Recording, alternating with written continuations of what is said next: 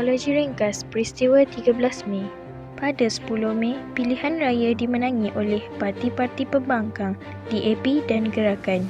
Pada 11 dan 12 Mei pula, satu perarakan besar dijalankan namun mencetuskan kemarahan. Maka pada 13 Mei, rusuhan menjadi semakin ganas sehingga banyak nyawa terkorban. Terlalu banyak tanda tanya tentang rusuhan 1969 ini, maka mari kita rungkai satu persatu jawapannya.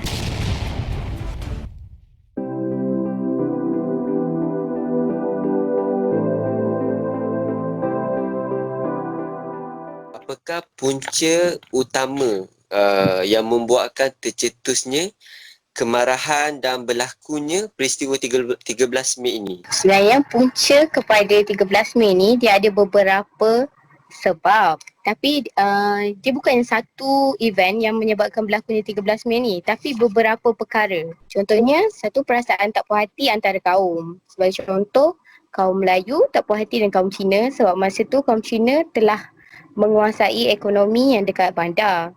Kaum Melayu duduk more tu dekat kampung sebab kita lebih kepada bertani, nelayan, kiranya untuk industri kampung sajalah. Yang kedua, perasaan tak puas hati kaum Cina kepada kaum Melayu sebab kaum Melayu kita ada hak keistimewaan kita sendiri yang mana kaum lain tak boleh kacau sebab kita adalah orang asal kepada Malaysia. Sebab benda ni we are protected under Perlembagaan Persekutuan. Kira macam memang tak boleh sentuh langsung hak kita. Seterusnya, sebelum berlakunya 13 Mei tu, kita sebenarnya baru lepas pilihan raya. Kita baru lepas pilihan raya. Lepas tu masa tu, yang menang majoriti dekat Selangor, bukannya parti perikatan. Sebenarnya sebab kaum Cina menang besar masa tu sebab Dr. Tan Chin Ho ni dia menang dekat kawasan Batu Selangor. Okay, bila diorang menang, diorang nak meraihkan kemenangan diorang diorang apply untuk buat perarakan dan perhimpunan aman. Diorang apply benda ni dekat polis. So benda perhimpunan ni legal. Tapi legal but according to the road lah. Dia ada jalan dia sendiri yang sepatutnya diorang lalu. Tapi masa diorang buat benda ni, diorang pergi lalu jalan yang tidak sepatutnya. Apakah yang berjasa dalam mendamaikan semula keadaan rakyat daripada rusuhan?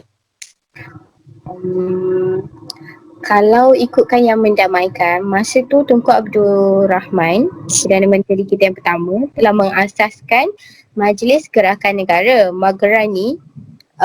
Dia berfungsi untuk kita nak pulihkan balik keadaan tu.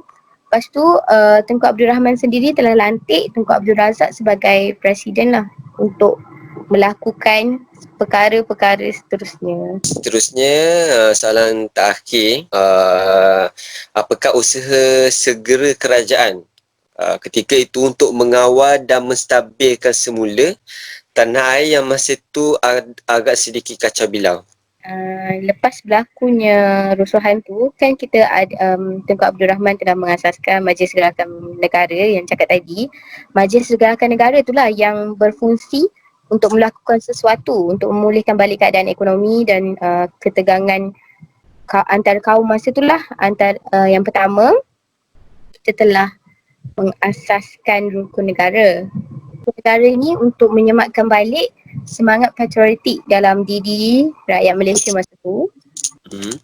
Ya, supaya kita tahu betapa susahnya kita nak merdeka. Lepas tu kenapa kita pilih untuk jadi kacau bilau balik.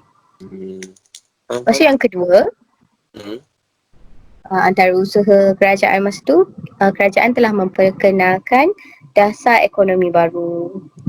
Macam kita tengok tadi, faktor kepada punca utama tercetusnya benda ni adalah sebab dasar pecah perintah daripada British masa tu yang kita bahagikan untuk buat apa. So dekat situlah adanya rasa tak puas hati.